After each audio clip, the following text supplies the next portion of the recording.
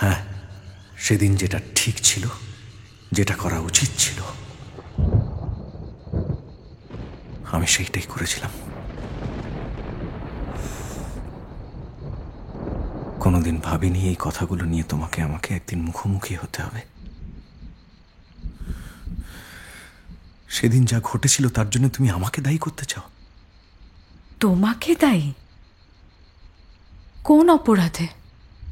এই যে এইমাত্র বললে আমি তোমাকে একা ফেলে গেছি। এই তোমার কথা বলেছি, এমনটা তো বলিনি।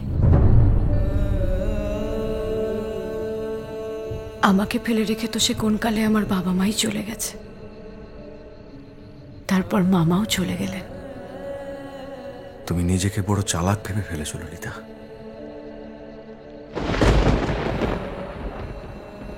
তুমি ঠিক কি ভেবে এই কথাগুলো বলেছো আমি ভালো করে জানি।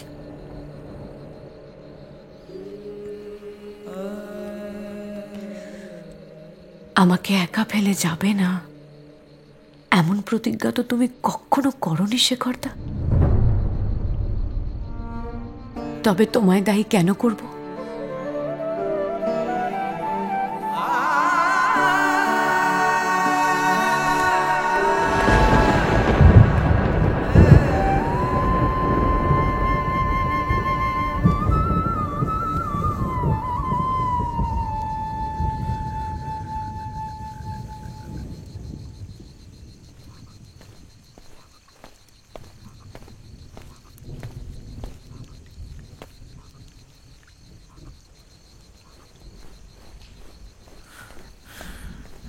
এ কি, এখানে বসে আছো কেন?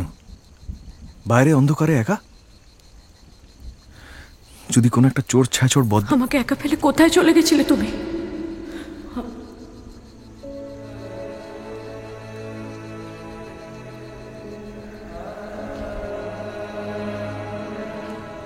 ললিতা,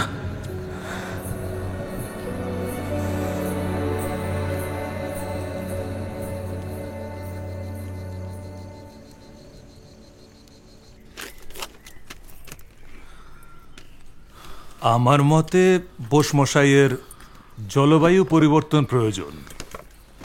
গিরিন, এখন যখন তুমি ওনাদের অভিভাবক, তুমিই ঠিক করো কোথায় নিয়ে যাবে। তোমাদের মুঙ্গেরের বাসায় তো নিয়ে যেতে পারো। ললিতা মা, তোমার মামাবাবু শীঘ্রই সুস্থ হয়ে যাবেন, চিন্তা করো না। আমি নিচ্ছি। ও আপনি একটু বসুন, আমি আসছি। তুই এখানে থাক। ডাক্তারবাবু, আমি আপনার কথা মতোই তাহলে মন্দিরে যাওয়ার একটা। দাঁড়িয়ে কেন শেখর? বসো বাবা। না খুড়ি, আজ আসি। কোনো দরকার লাগলে বলবেন। নিজের যা ধর্ম কোয়ানোর পাবে আমি জানি। যেমন ডাক্তারবাবু বললেন, আমার মনে হয় হাওয়া বদল হলে কাকাবাবুর শরীরটা অনেকটা ভালো হয়ে যাবে। তুমি আর চিন্তা করো না। আর ওষুধপত্র আমি। শেখরবাবু চলে যাচ্ছেন? হ্যাঁ, জরুরি কাজ আছে।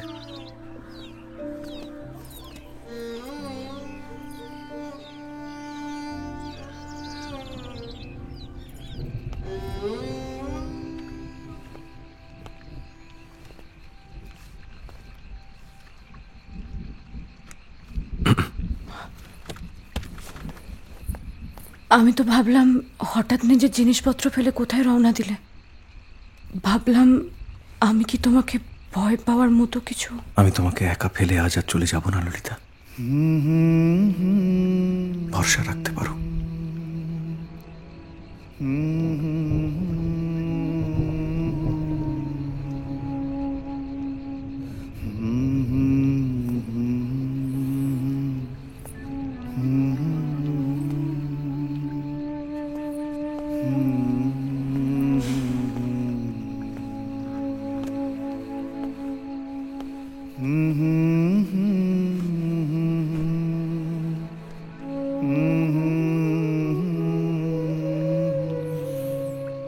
কাল সকাল অবধি আমি তোমার সাথেই আছি।